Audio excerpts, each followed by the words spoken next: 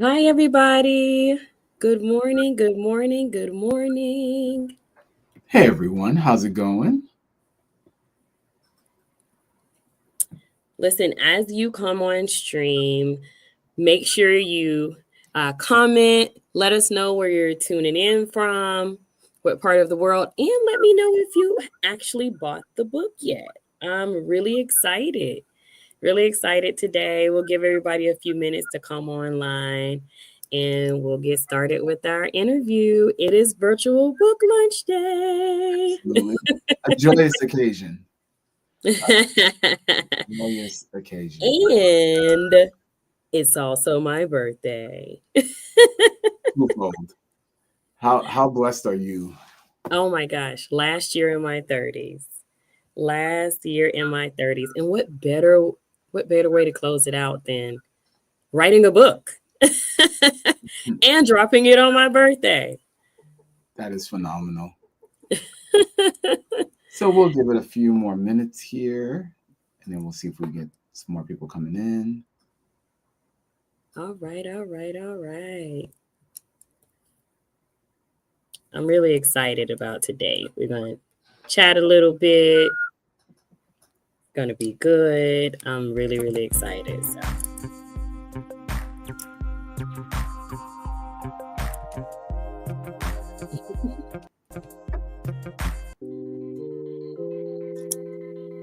All right. It's starting to come in. Let's see what we got. I know everybody's good morning on LinkedIn. It's so great to see you guys. We have Gardy in the house. Someone else is also joining us from LinkedIn. Thank you so much. Thank you so much. I'm really, really excited. It's going to be a good day. It's going to be a good day. So I couldn't be more excited than I am right now. All right. So, Mr. Marvin Vaughn, host. Yes, absolutely. I'll let you take it from here. I appreciate you. So, as always, coming to you live from our offshore studios here in Atlanta, Georgia. We are here to celebrate both my co-host and also partner and also my wife and a whole bunch of other things. We are here to celebrate Alexis Cierra Vaughn today, who is now an author of a phenomenal book. I had the privilege of being able to be there day in and day out as she was writing this book. And we really wanted to share that with everyone. Today is the book launch day today. So please, everyone, take a look at what's scrolling at the bottom of the screen over here. You'll be able to get some special access because it is a LinkedIn Live exclusive today. So we definitely want you all to be able to partake in getting a copy of the book. But Alexis, we are so glad and so happy to have you on here today in the Boardroom Podcast, which also happens to be our podcast. But today you are on the other side. You will be getting interviewed today, and we'll be going through quite a few combinations of things. We want to talk about kind of the motivation for the book. We want to talk about different chapters in the book, get a couple of excerpts for you. So we're going to have a lot of fun and we're going to make this work today. So how are you doing, Alexis? Yes, I am fantastic. I am really, really fantastic. I saw that Gardy said he put the book on layaway. 6 more payments and it's his. And Gardy, that's exactly why, for people like you, we actually have the ebook on a special exclusive price today only on Today Amazon, on Apple eBooks, and on barnesandnoble.com for 99 cents. So don't delay. Get it off layaway today. I'm really, really excited. Like, honestly, Marvin, I'm feeling, I don't know if the word is accomplished, but maybe it is. Like, this was a really, really big deal to not only just write a book, but to do it in the amount of time that I actually completed it in. Like, so like, you were around when you were a huge part of this because you gave me the idea to write a book because I love to just give people advice. And whether it's our clients through consulting or it's just general people who are new to the industry or even thinking of coming into the industry. And for those, a lot of our clients who are even going through agency and brokerage transformation, where they're turning themselves into a digital agency, I find myself giving a lot of the same information over and over again. And then to those insurtech vendors who are new to insurance, who have no idea how to connect with the distribution space, but they want to create and make technology or insurance products for them. This is who I wrote that book for.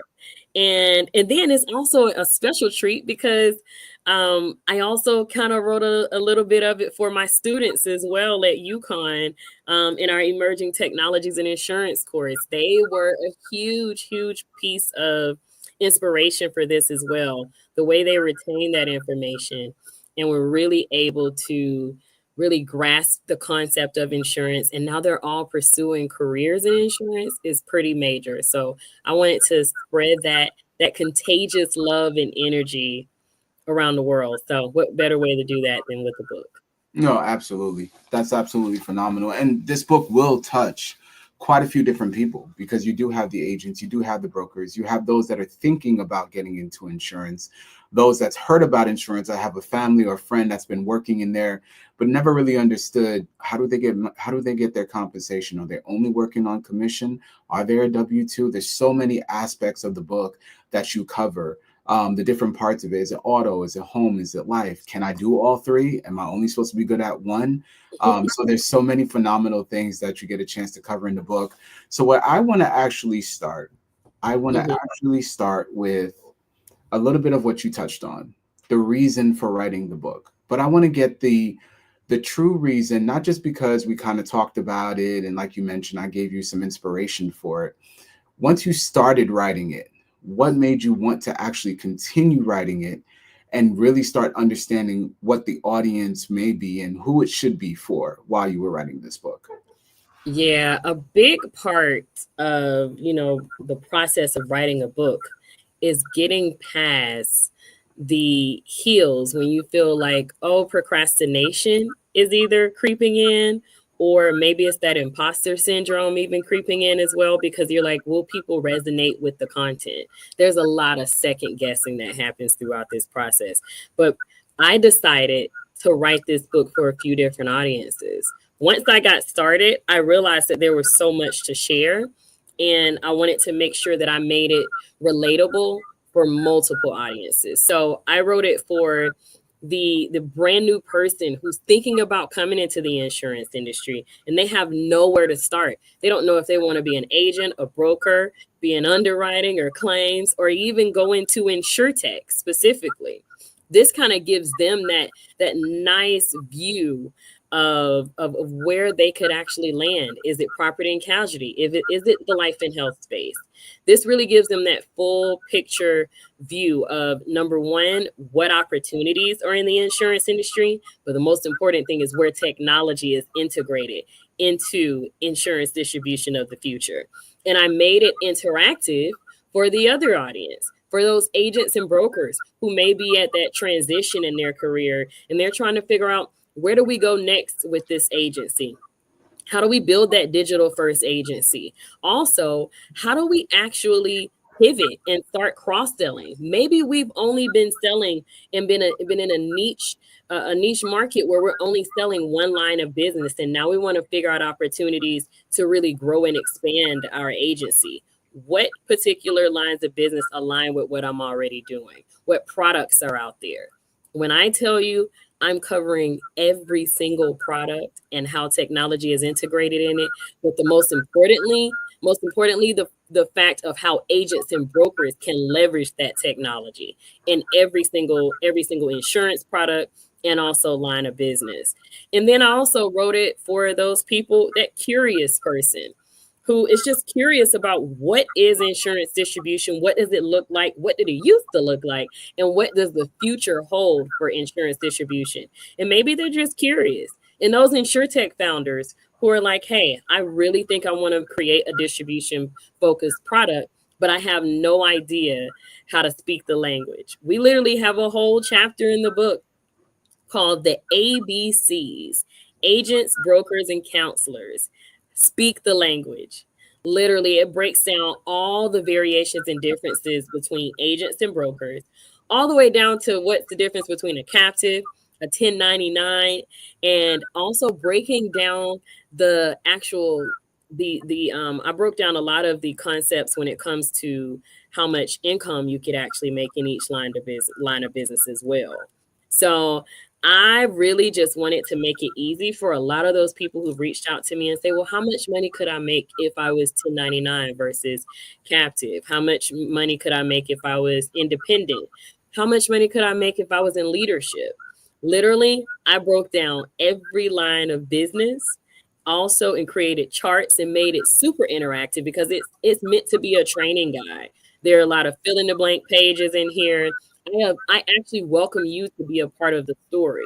Use this in training groups. We've already been seeing it used in training groups, and it's not even out yet until today. Honestly, we had so many people place bulk orders, which was a huge, huge opportunity for them to actually have that insurance training for their agents and brokers. Because I remember one of my biggest inspirations in basically in how I was going to write the book was I remember during my agency days, I used to on my first day, and this has happened every time I've gone to work with an agency or a carrier.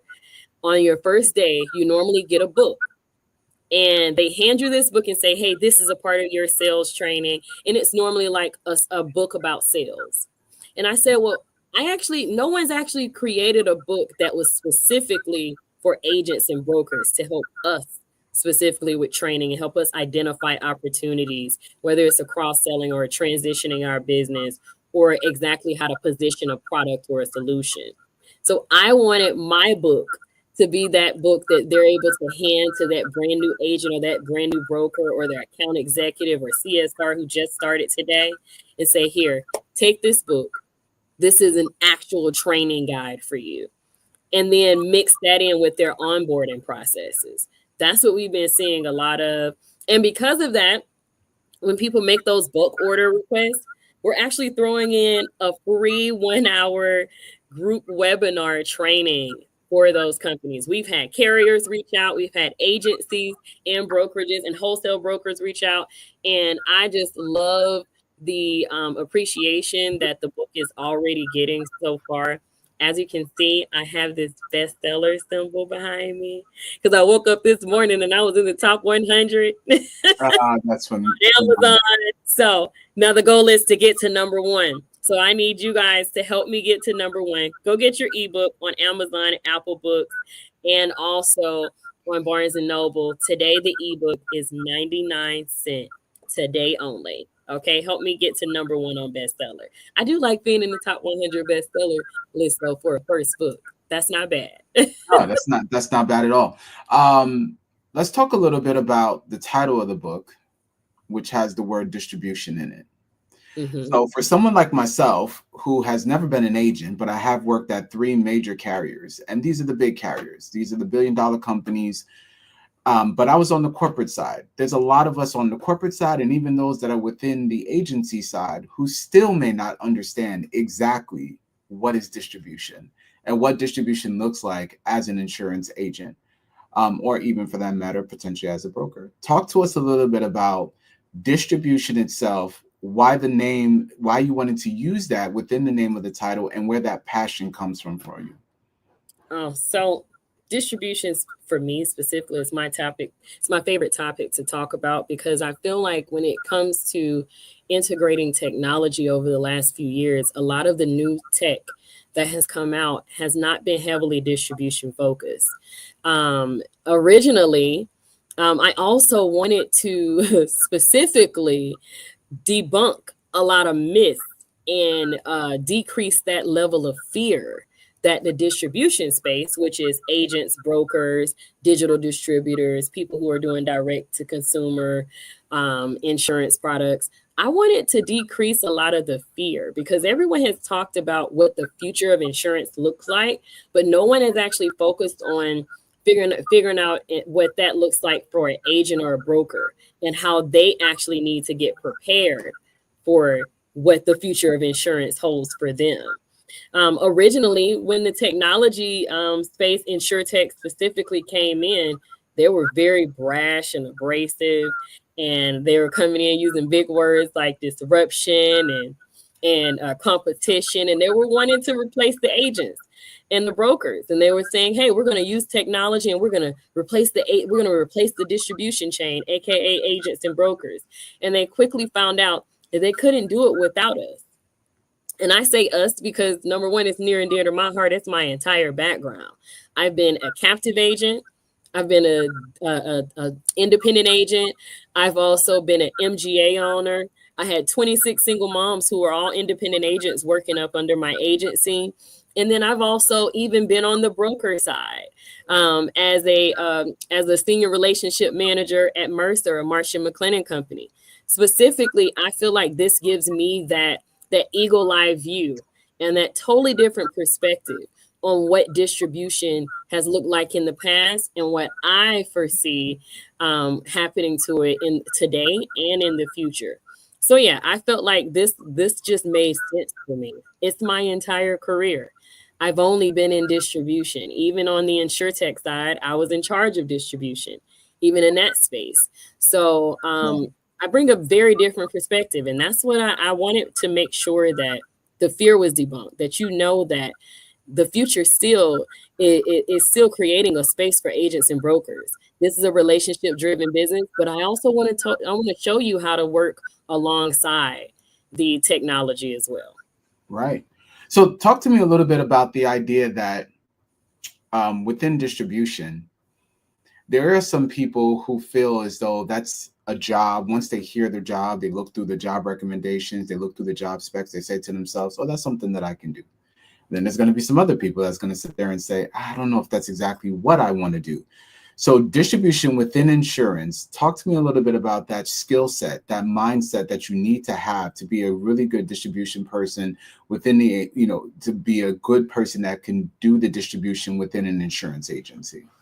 Oh my gosh. So, I've always said that you have to have a certain personality in order to excel well in the distribution side, specifically when it comes to the client facing roles like agents, brokers, customer service reps, account executives. In order to excel in those roles, you definitely have to have a personality that is number one.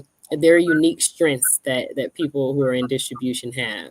You are able to have empathy for other people. You're able to make people feel comfortable, and you have that relatability where you can actually pull stories out, where you can show like, okay, this is why I think you should buy this life insurance policy. You're able to come up with unique stories, maybe even personal stories of your own, of why you thought, for instance, buying this particular cyber insurance policy was important for your business. Maybe you've actually had a client who, or maybe even a family member who was a victim of a cyber attack, and now they're completely out of business. But had they had cyber insurance, they would still be in business today. It's being able to have those types of unique perspectives. Also, you have to be personable. You don't have to be I actually say that the ones who excel well are extroverts, but then you can also have that combination personality where you're half introvert, half extrovert. Most people would never guess that I am actually a hybrid. Yeah. I am an extrovert when it comes to business, but in my personal life, I am a full-blown homebody and I am an introvert. I want to stay at home with my family. I do not want to be out and about like that. I get out once a year with my friends, aka tomorrow. Yeah, I can attest to that. That is actually 100% true. Yeah, I am only social when it comes to business. That is it. But being able to do that, turn it on and turn it off when you need to, that's important. Those are the people who are successful in this business, and also being able to just really relate. I want to go back to that relatability, being able to build those relationships with people, getting people to trust you. And also, if you're a natural problem solver, oh, you would do great on the distribution side because we are always solving problems for people. And we're always thinking big picture and not just about the sale. And we want you to be a little aggressive, but not very aggressive. You know what I mean? So overly aggressive. Because I have some stories of some overly aggressive agents whose careers did not end well. That's really a good point, right? Because a lot of people feel as though insurance and working with insurance agents, you're not always getting the right information, or they're not always putting you on to the best policies. So that Yeah. trust factor that you're talking about really plays a big part in knowing who your agent is. Are they believable? Are they relatable? Because if they are, and you're going through something, serious at home, or something's happening where you can't Mm-hmm. afford your car or something like that, you want to have someone that you could reach out to and speak to and be Yeah. able to figure out certain solutions. Talk to me about your time when you were an agent, when you had to be relatable, and you did have to start to debunk the myths that everyone is just out for the money. Oh my gosh. Yeah. So I will say, um, some of my fondest memories being an agent is being with a lot of my elderly clients because I would spend a lot of times I have done door-to-door sales. I have done the sales where you actually come to my office. I've literally done it all when it comes to different types of sales. So nobody can tell me anything about popping up at a stranger's house or listen, and I've had strangers talk to me through the window and say, I decided I didn't want life insurance today. I just wanted the Walmart gift card they were offering when you bought the lead. Oh, Like I've had that happen before. mhm. And sometimes it's disheartening, but you have to know how to get back up again and keep going. One of the things that I really, really loved throughout my career was being able to communicate and connect with a lot of my elderly clients. I would spend a lot of time at their homes. They would invite me to family events. When my granny and my grandma would come to town, we would go and visit them. Sometimes I would be the only person who answered their phone call that day. Hmm. And sometimes I would just sit on the phone with my clients and just talk to them and just kind of hear about what they're going through, and I absolutely, absolutely wanted to make sure that they always felt comfortable with talking to me about life changes. And that stuff is really important because you have to be able to build those relationships there. Absolutely, 100%. So when we talk a little bit about relationships, I know that, because I know your journey. So I know that you have gone from building relationships as an agent, then building more relationships as a broker, and then building relationships as an insurtech professional. Talk to a lot of these people that are watching right now about the different ways you can get into insurance and build those relationships. Because as you mentioned earlier, you've been everyone in the distribution chain. But there's Hmm. still additional parts to insurance that people still have yet to discover: underwriting, claims, etc. Talk to me Yes. a little bit about how you actually get into all those areas, and what those relationships look like when you're building them. Yes. First of all, hi, Kendra. Listen, I absolutely love that Kendra wants to get into life insurance. We're going to have to talk about that. One of the things, hi, Mom. One of the things that I've absolutely been like a fan of is making sure that people understand exactly where they fit and where they belong when it comes to getting into insurance. Figuring out what you're passionate about and only selling things that actually interest you and you see value in them yourself. If you won't buy the solution, it's not going to be easy for you to sell it. One of the things, that I've really enjoyed is, being able to be in even in the PNC space on the insurtech side. What I've enjoyed is being able to create new solutions for people. That's been a lot of fun. That's like a totally different take on the distribution side. Hmm. And then being during my agency days, the first thing that I fell in love with wasn't actually PNC. It was actually life insurance. And it was during my time when I was working for a really big carrier as an agent, and it was very early in my career. And they had just come out with a policy, and it was a term policy with accelerated death benefits embedded into it, and they called it living benefits. So basically, it was life insurance that you didn't have to die to use. See, those things, I found those as things that not just myself, but people in my community could utilize things like that because it made the insurance affordable That's right. by being able to buy a term policy that basically has long-term care riders embedded into them. So at the time, I'm paying like $30 a month and I have $250,000 in life insurance. But if I actually had something happen to me medically, a chronic or critical illness, whether a stroke, heart attack, get cancer, I'm able to tap into that life insurance policy right away and be able to utilize it to maybe it's to pay off some medical bills. Maybe I found out I'm terminally ill and I want to actually go on a trip of a lifetime. And maybe it's also I need to actually pay for a caregiver to be able to come and take care of my family member or take care of me. I love the fact that you had so many different things that you could do with this one policy. So I fell in love with life insurance before I even fell in love with the other parts of the industry. That was when I knew that I was making the right choice by getting into insurance. Nothing beats the moment when you deliver a life insurance policy to someone who just lost a loved one, and now they don't have to worry about money. They're already stressed out on losing their loved one. And it's and then to find out how inexpensive it was, I focused heavily on educating people on the affordability of insurance and also building that trust with people as well around insurance products, whether it was homeowners insurance or renters insurance. Or I remember having to do my first claim during the renters insurance days because one of my clients, the house they were renting completely burned down. They had a family of 5, husband and wife and a family of 5. And it was tough because they lost everything. But being able to know that they're going to get a check so that they can actually start over, it was so important. And we had literally just gotten them signed up for that renter's policy, probably like 2 months before all of this happened. And this was like a freak accident where I think it was like the lightning struck or something and ended up setting the house on fire.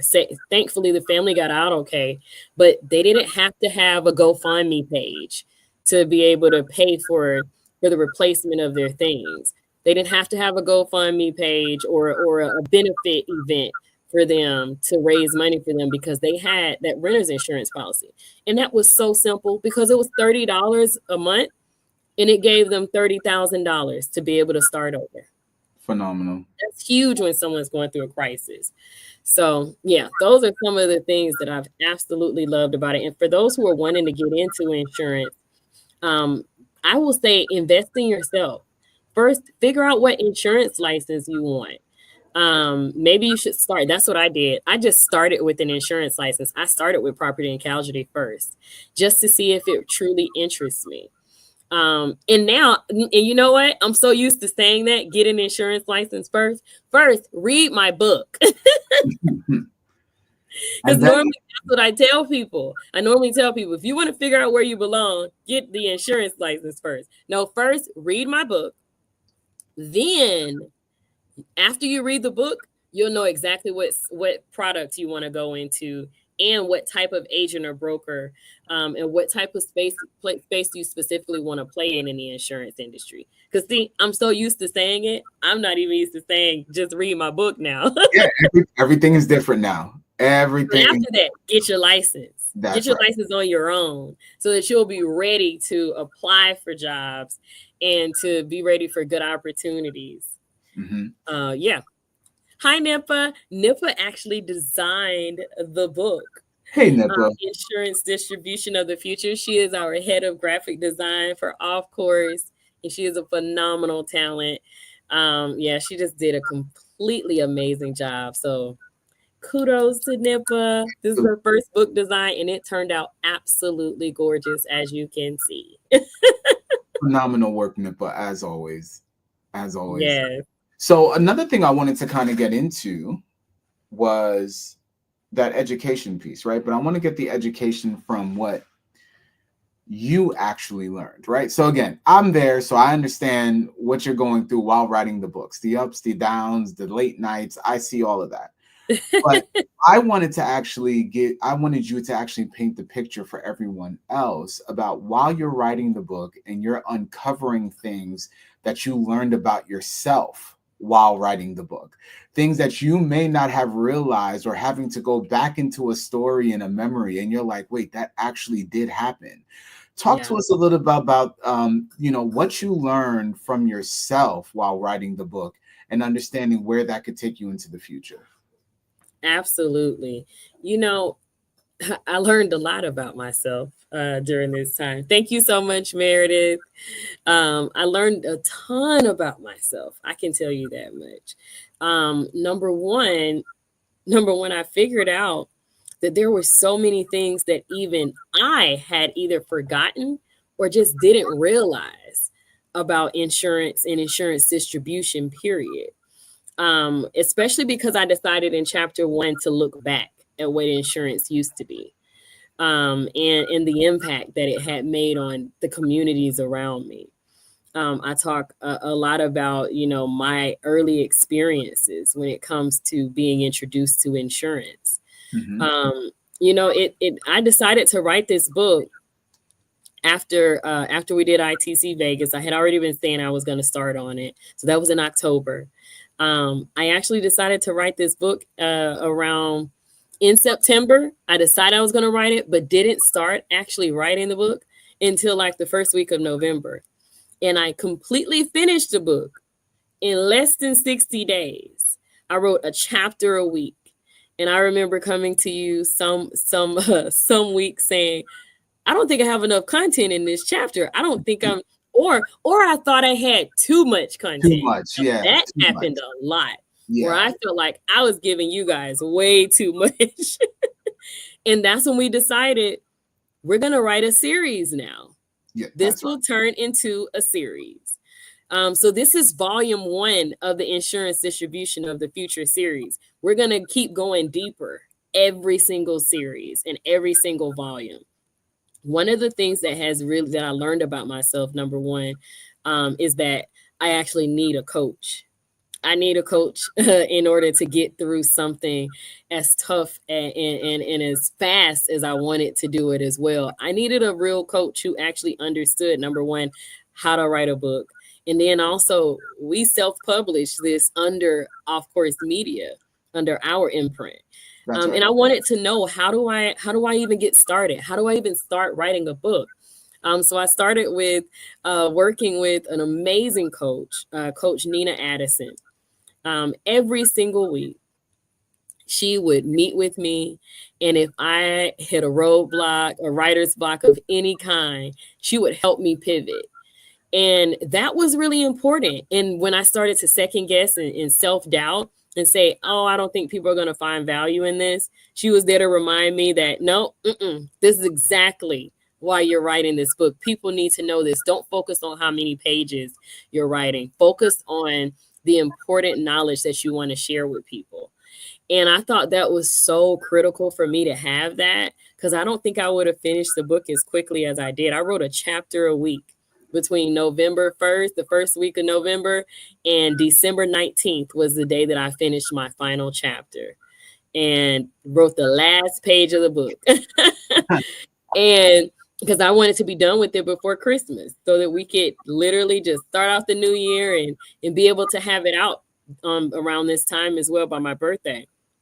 But I dealt with a lot of self-doubt, and every time I felt a little bit of self-doubt, I would get on the phone with some of our guest authors in the wisdom chapter, and I'd interview them, and they would unknowingly confirm that everything I wrote, that I would tell them a little bit about, well, this is what I'm thinking about writing. This is what I've written so far. And they would tell me, oh my gosh, Alexis, I'm so glad you're writing about that. Or, oh my gosh, Alexis, I hope you're going to talk about this. And I would say, I just finished writing that in like chapter 6. Or, it would just be confirmation after confirmation that I was doing the right thing. I was talking about the things that mattered to people. And that I was giving them content that they would truly value and be able to use, whether they're in the industry or new to the industry. The other last piece I'll say is I thought a lot about how I could truly help close the talent gap, by making sure that people are able to literally have at their fingertips everything they need to know about insurance distribution, so that they can actually figure out where they fit into that mold. Because I feel like we were able to do that, through our course at UConn. So I had a lot of time, being a lot of fun times being, adjunct professor Vaughn, and hearing directly from our students on the great things that they were able to get out of the course. And it encouraged me even more, even because I'm also teaching the class while I'm also writing the book. Exactly. Yeah, a lot of people don't know that. I was teaching a class. We were still consulting clients. Like we were busy. 100%. It doesn't stop no matter what's going on. We were busy, and I was still taking time out of my day to write this book. I would be up all late night grading papers.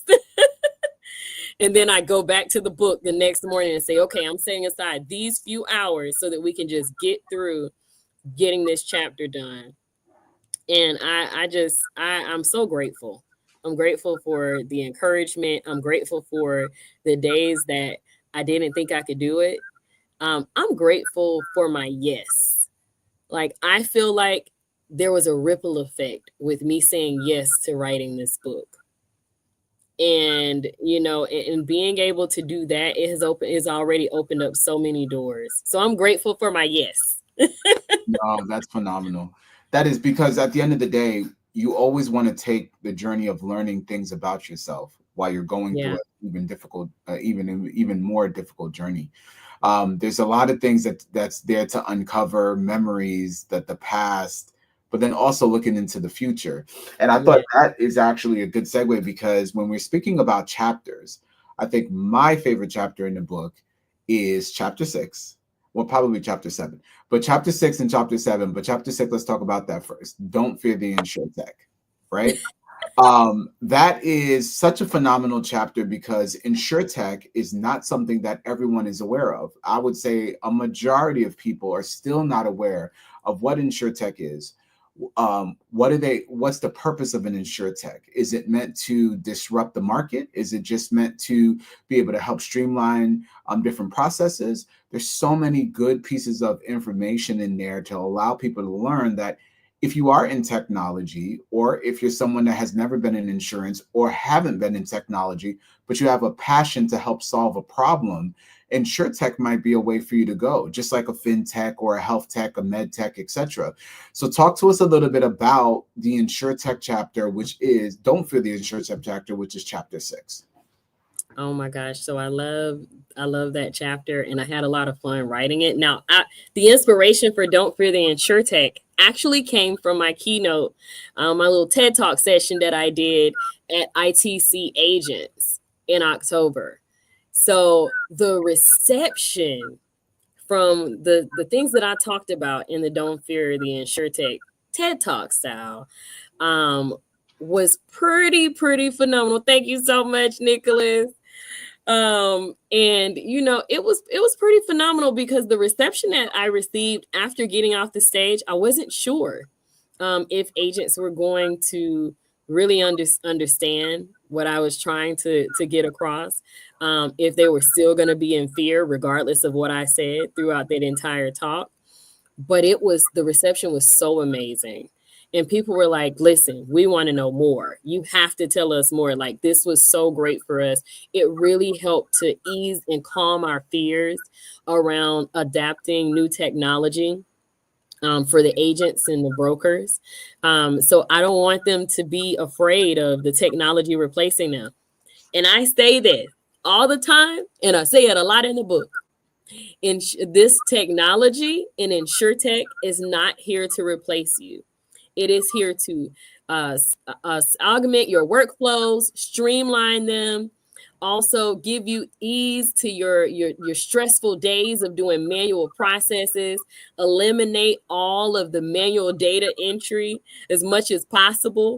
And it's supposed to help you get to doing what you do best. And that is closing more new business and renewals and doing it faster. That is And right. I think these things are so important. So I'm talking a lot about some of the new technology integrations, some of the different types of insurtechs, because I wanted people to also understand the difference in different types of insurtechs. There's insurtech technology, then there's insurtech MGAs, and understanding how to even work with an MGA and leverage those niche market carriers like your MGAs. They're working with amazing capacity partners to provide you with brand new solutions, or specifically niche solutions, or solutions that are just encompassing a little bit more info. Or maybe it's more risk management and some additional technology that's integrated in there as well.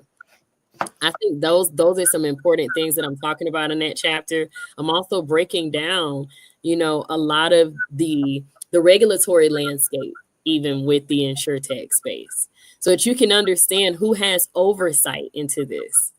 This is really important because I think if people understand who's actually regulating the insurtech and how they're all working together.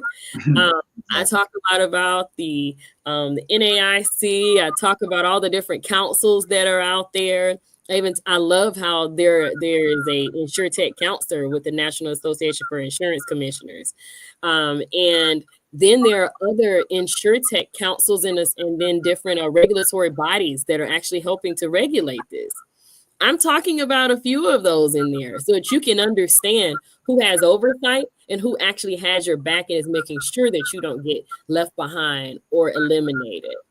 I think I even said that I broke down. I want to go to the book because I had it was one of my favorite parts in here was where I talk about the difference between the American InsurTech Regulatory Council and the National Association of Insurance Commissioners. I referenced the NAIC as the unsung hero working tirelessly behind the scenes, like the Dark Knight of Gotham. I love that reference. Anytime you get a Batman reference in there, I'm living it. Yes, exactly. I'm like, listen, there are people who are really, really making sure that everything is on the up and up. The InsurTech Coalition, and I talk a little bit about all of those, because I think it's important for them to understand who has oversight into this technology, so they don't have to be afraid of it. Thank you so much, Alvita, and thank you, Colleen. I think that's really important for them to know and understand. Like, there are people who are regulating the insurtech to make sure that it does what it's supposed to do.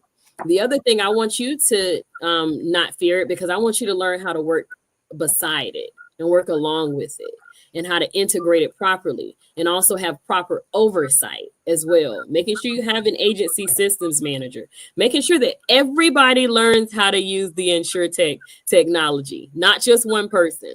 Because if that person leaves, that's only one person who knew in the entire agency, brokerage, Yep. or in the company on how to actually work that technology. So I think those are some pretty important things, and it's really one of my favorite parts. So I break it all the way down. I have lots and lots of charts. I have a lot of fill in the blank pages. And my favorite part in that chapter is how I teach you and give you the right tools to build your digital toolkit in that chapter. Like what it means to cultivate a digital first mindset, what it means to embrace technology to streamline your operations, how to enhance the customer experience. And my favorite one is how to collaborate with insurtechs. If you want to collaborate with an insurtech, definitely let us know. Okay. Of course, can definitely help you with that. We have tons of insurtechs who are reaching out to us, and they want to collaborate with distribution. They want to work with agents and brokers as they're building out this tech. 100%. I got to admit, chapter 7 for obvious reasons, might just be the chapter. For those of you that don't know, Alexis, author, also happens to be my wife. She allowed me to be a guest writer on chapter 7, which talks about the talent gap and how to close it. So first of all, I appreciate you with providing me with the opportunity to do that. I think that was absolutely phenomenal. Love the idea of being able to collaborate with you with this book. But I think even more so why it was important. Obviously, talent is probably my number one passion. I have a few, but I think talent is probably my number one passion.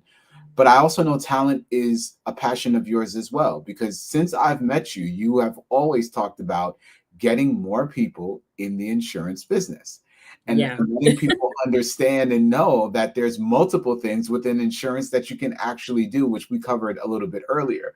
But I wanted to talk a little bit about the talent gap. So if you're talking about insurance as a whole, we know when you're looking at, let's say, the big 3 or 4, so the State Farms of the world, and from a carrier space, from a State Farm to an Allstate to an Anthem, etc. They seem to be doing well. They seem to have workers working and agents working all up and down. So you would imagine maybe there isn't a talent gap there. And then when you look at the InsurTech model, most of them are a little bit smaller. So they're all building themselves out. So they probably have a small amount of people working. So you would think they're probably doing well too. But when you look at the numbers and you break down how many people started in insurance that's now about to leave insurance, that's probably where the talent gap comes to. So talk a little bit about what you have found as to where this talent gap is and where it's going within the next couple of years. Yeah. And I know for the longest we've been saying within the next 5 years, but I'm going to go ahead and let you know, starting next year, 2026, we will start to see around 400,000 insurance professionals retiring from this industry. And we don't have enough talent to replace them. And we want to make sure that technology isn't what's replacing them. We would love to have this new talent come in with a fresh perspective and innovative mindsets and giving us great ideas on how to really take it to the next level. So one of the things that I focused on is being a little more creative in how I can do my part in helping to close the talent gap. Whether it comes to us doing it at the university level by creating exciting courses, emerging technologies in insurance, for instance, the one that we're doing at UConn, to teach people about the importance of insurance and breaking down every area of insurance, and also bringing in those guest lecturers. Like, for instance, in our UConn course, we had the Director of Benefits Technology from Prudential. We also had my good friend Evie, VP of Product Innovation from Lincoln Financial. My amazing mentor and former boss, Isabel Dumont, CMO at Denexus. And, we had some pretty incredible people come to talk to our students. And they actually got so much out of that, because a lot of our students were not planning to go into insurance. And we created the course like that on purpose. We wanted to open it up into the entire business community. Anyone who had a business related or technology related degree in the graduate level program at UConn, we wanted to open it up to everybody, because we need diverse mindsets, diverse people. We need everything. Because we have to do whatever we have to do to close this talent gap. So now we have people who are full-blown tech buffs who are now interested in a career in insurance. We have people who maybe were finance majors or in project management, or maybe they were expecting to do something totally different, but they're all now interested in insurance. So we have to be creative in showing them how technology is integrated into the insurance industry, because that's how other industries like the fintech space has been able to grab so much great talent in all of the other technology spaces. The younger generation, they want to be a part of what's new and upcoming. what is actually people, an industry that's not afraid of change. And for them to actually now find out that the insurance industry is not outdated, there's still so much opportunity to grow. Because I have two chapters where I break down technology integrations, and I break it down in property and casualty. And then I also break down technology integrations in life and health. And I break it down by every single policy type, and Yeah. also how an agent and a broker can actually leverage that technology integration to close more business as well. So, and what I've been finding out from a lot of our early readers is that these people have been in the industry for, some of them, 40 years, and actually did not know some of this stuff, That's right. because we get tunnel vision in the industry, and we only want to know our lane. We don't need to explore. We don't feel the need to explore other lanes. But I'm an out of the box thinker. I'm going to do whatever I want to do. I'm going to go wherever my licenses will take me and explore all avenues. So I encourage you to explore these different industry verticals, see what's out there. This is important. And this is how we're going to help close the talent gap, is making it attractive for newcomers to the industry, because 400,000 people is a lot of people to lose. That means they're in leadership. That means they're on the agency side and brokerage side. So that's exactly why I decided it didn't make sense for me to talk about it from the talent perspective. I'm just going to talk about it from just the industry and what I know, and feel like the industry needs. But I wanted to have a real talent expert like Marvin Vaughn really talk about how to truly close the talent gap. Because, I mean, he's literally been in agency strategy and recruiting leadership with some of the biggest carriers. He's been there helping revamp a lot of their distribution models to make it more attractive. So he's actually seen it firsthand on things that we could do better at as an industry as a whole, to make sure that we're attracting that top talent and that right talent. And I think it also helps that you also bring a different perspective, because you have more than insurance experience. You have aviation, you have healthcare. I just think you bring a totally different perspective, and I felt like it was best for an expert. No, and I appreciate that, because when you're working for carriers, anyone who's been in the talent space, they will tell you that things are typically very traditional within that area. And because it's traditional, some of the ways that they think about recruiting people, some of the ways they think about who should be in leadership roles, these are all things that, with kind of the day and time right now, I think a lot of newer leaders are thinking it may not make sense to be as traditional as they have been previously. Maybe look at different ways to be able to build in and close that talent gap the right way. So that's one of the reasons why I absolutely love the chapter, because anyone who takes a look, and everyone obviously go out and please buy this book. And if you are thinking about getting into the industry and you want to learn more, the talent section, as well as all the other chapters, really lays out a phenomenal model as to what you should be looking for based off your strengths and your skill sets and some of the other things that happen within the industry, to make you want to know if you want to get in or not. So I thought that was absolutely phenomenal too. It looks like we got about 5 minutes left here. So there's a couple things I want to cover.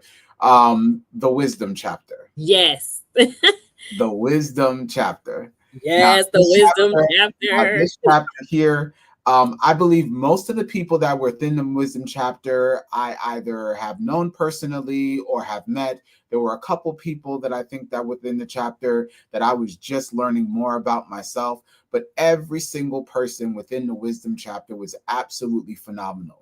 These are people that have been in the industry, that have a ton of experience, and even more so, they know how to explain and provide insights on different things. So first, talk a little bit about why a wisdom chapter. What does that actually mean? Because I don't know if a lot of people would have a wisdom chapter within a book that they're writing. So talk to them about that, and then get into some of the people within the chapter.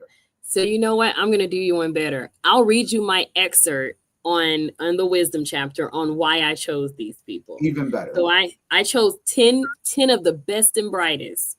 I chose 5 agents, 5 people with agency backgrounds, and 5 brokers. This is chapter 8, the wisdom chapter. So you get a little taste of what my Audible will be like. Welcome to the wisdom chapter. I chose this as the final chapter because it weaves together everything this book has taught you and brings it to life in human form. As you turn these last few pages, I want you to envision yourself thriving in a long, successful insurance career, seeing pieces of your own journey in the stories and lessons shared. I've called on some of the best and brightest in the industry, and they answered the call to share their stories and wisdom with you. So first up, I'm gonna tell you who's in the chapter by telling you what I named their excerpt in the chapter. Yeah. The first one is The Wisdom of Bunny Boone. Miss Bonita Bunny Boone. Legendary. Lessons from a trailblazing career. Woo! That right there. That gives finger snaps. Miss Bonnie is absolutely legendary. Woo, she is. I fangirl during this entire interview. Do you hear me? That woman is iconic. That's exactly why I called her the iconic Bonita Bunny Boone. Okay. The first African-American broker for some of the world's biggest brokerages and former executive of multiple Big Four firms. So yeah, you have to read her chapter. Then we have Wisdom from Lisa Lounsbury, Building Relationships and Thriving in Insurance. Lisa Lounsbury is the Big I New York president. And I was so excited to have Lisa. Oh my gosh, she shared some nuggets. So I'm excited for you all to read that. Wisdom from Tinsley English, Lessons from 25 years in insurance. And Tinsley English she is a Big Four firm brokerage operations executive, and she's also the author of Grit, Growth, and Gumption for Women, 3 Keys to Lead Yourself and Others with Confidence, and I'm actually in her book too. Then words from Diana Greenberg, Confidence, Change, and the Art of Adaptation. She is the partner of Simplicity Group and also the chairwoman of NALBA. Whew, she gave some legendary tours. So I'm excited about hers as well. White Glove Wisdom, Insights from Marcus Green. He is the FMO CEO for Health Pro Consultants and also the CEO of Sadie Health, a new insurtech that's coming soon. We have a little insight on that one. Yes. And then Wisdom from Jeanette Wilson, Underwriting Insights. Jeanette is also my co-chair for APIW Atlanta, and she is an insurance carrier underwriting executive and has been in the MGA space and carrier space, which I absolutely love. Then another one of my favorites, Wisdom from Taffy Joe Mayers, The Crooked Path to Innovation. Now, we all know who Taffy Joe is, okay? 100%. Chief Commercial Officer and head of distribution for Neuron at Willis Towers Watson. And then we have Wisdom from our boy, James Wong. The Collaborative Edge. And he is the founder of the Founders Chair. And then, this is one of my favorite ones as well. I have so many favorites. Wisdom from Jeff Shee, Building Success Without Sacrificing What Matters. When I tell you I did this so many times during his interview, he was dropping some nuggets. He is the chief storyteller at insurtechs.io. And then I think we have one more.